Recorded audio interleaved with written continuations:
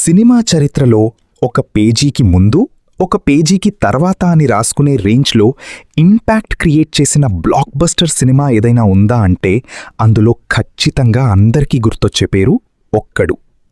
Box office రికార్డులను షేక్ చేసి industry హిట్గా నిలిచి అప్పటి వరకు ఉన్న లెక్కలను మొత్తం మార్చేసిన ఈ సినిమా క్రియేట్ చేసిన హిస్టీరియా అంతా ఇంతా కాదు.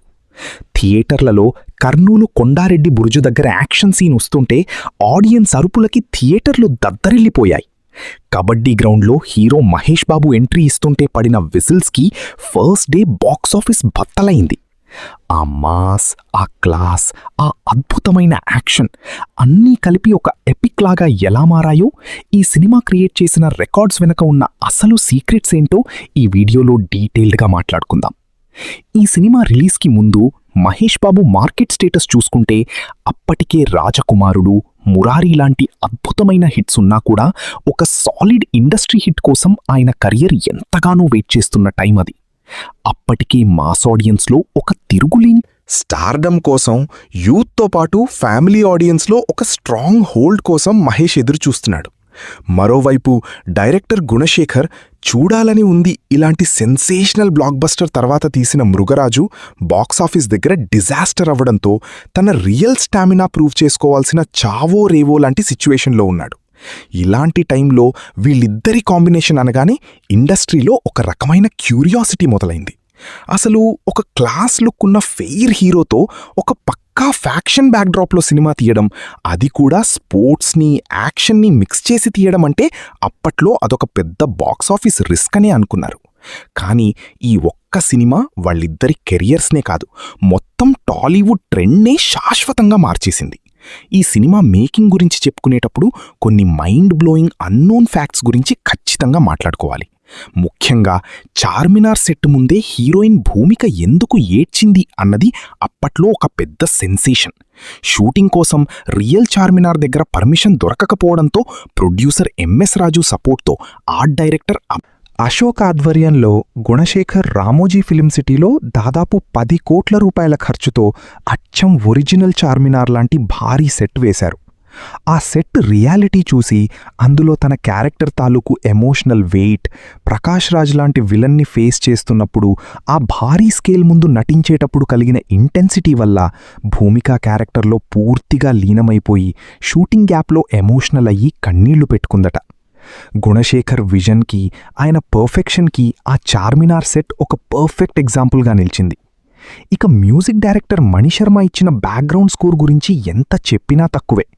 అసలా హరే రామ హరే కృష్ణ ట్రాక్తో మణిశర్మ సృష్టించిన మ్యూజికల్ మ్యాజిక్ వల్ల ఆ సినిమా బాక్సాఫీస్ రేంజ్ 10 పెరిగిపోయింది. ఇక ఒక్కడు బాక్సాఫీస్ ర్యాంపేజ్ గురించి మాట్లాడితే డే 1 నుంచే కలెక్షన్ల సునామీ స్టార్ట్ అయింది. మొదటి రోజే థియేటర్ల ముందు క్యూలు కట్టి జనాలకి టికెట్లు దొరకని పరిస్థితి ఏర్పడింది. ఒక లాంగ్ రన్కు సెట్ అయిన ఈ సినిమా దాదాపు 100కి పైగా సెంటర్లలో 100 డేస్ ఆడి మ్యాసివ్ రికార్డులు క్రియేట్ చేయడమే కాకుండా 8 సెంటర్లలో 175 డేస్ ఆడి సాలిడ్ హిట్గా నిలిచింది. సిల్వర్ జూబ్లీ జరుపుకుంది. అప్పట్లోనే ఈ సినిమా దాదాపు 32 కోట్ల గ్రాస్ కలెక్షన్స్ రాబట్టి 25 కోట్ల పైగా షేర్ వసూలు చేసి అప్పటికి టాలీవుడ్లో ఉన్న అన్ని రికార్డులను బద్దలు కొట్టి ఇండస్ట్రీ హిట్గా నిలిచింది. దీని బాక్సాఫీస్ వాల్యూని ఇప్పటి ఇన్ఫ్లేషన్తో పోల్చి చూసుకుంటే అప్పట్లో 25 కోట్లు షేర్ అంటే ఇప్పుడది ఖచ్చితంగా 200 కోట్ల పైనే ఉంటుంది.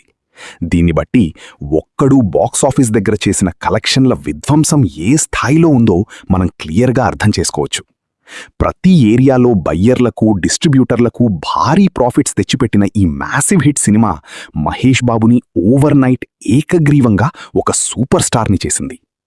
ఈ సినిమా కల్ట్ లెగసీ గురించి చెప్పాలంటే టాలీవుడ్ హిస్టరీలో ఫ్యాక్షన్ సినిమాలకు ఒక కొత్త మీనింగ్ ఇచ్చింది ఒక్కడు మాత్రమే అని ఘంటాపదంగా చెప్పాలి. కత్తులు, కొడవళ్ళు లేకుండా, రక్తం ఏరులై పారకుండా కేవలం హీరో యాటిట్యూడ్, మైండ్ గేమ్తో పవర్ఫుల్ విలన్ ఓబుల్ రెడ్డిని ఎలా ఎదుర్కోవచ్చో చూపించిన అల్టిమేట్ ట్రెండ్ సెట్టర్ ఈ సినిమా. మహేష్ బాబు స్టార్డమ్ని ఈ మూవీ పర్మనెంట్గా మార్చేసింది. అప్పటి వరకు ఏ రేంజ్లో ఉన్న సూపర్ స్టార్నైనా సింగిల్ హ్యాండెడ్గా అసలు టాలీవుడ్నే నడుసరి వేరేం చేసిన మూవీ ఒక్కడు. కేవలం ఒక క్లాస్ హీరోగా ఉన్న మహేష్ ఒక్కడుతో ఫుల్ మాస్ ఫాలోయింగ్ సొంతం చేసుకున్నాడు. కొండారెడ్డి బురుజు దగ్గర ఆయన ఇచ్చే సాలిడ్ వార్నింగ్స్కి, ఆయన మేనరిజమ్స్కి యూత్ మొత్తం విపరీతంగా కనెక్ట్ అయిపోయారు. Gunasekhar intense screen play, Prakash Raj terrific villainism అన్నీ కలిపి ఈ ఎపిక్ని మనకందించాయి. ఈ సినిమా తమిళం, కన్నడ మరియు హిందీ లాంటి ఇతర భాషల్లో రీమేక్ అయ్యి అక్కడ కూడా బాక్సాఫీస్ బ్లాక్ బస్టర్ హిట్ కొట్టిందంటేనే దీని ఒరిజినల్ స్టోరీలో ఉన్న రియల్ స్టామినా ఎలాంటిదో మనకు స్పష్టంగా అర్థమవుతుంది. అలాంటి ఒక కల్ట్ క్లాసిక్ సినిమాను మళ్ళీ మనం థియేటర్ స్క్రీన్ మీద చూస్తే ఆ కిక్ వేరే లెవెల్లో ఉంటుంది కదా. మరి ఆనాటి అద్భుతమైన నాస్టాల్జియాను మీతో పంచుకోవడం నాకు చాలా ఆనందంగా ఉంది.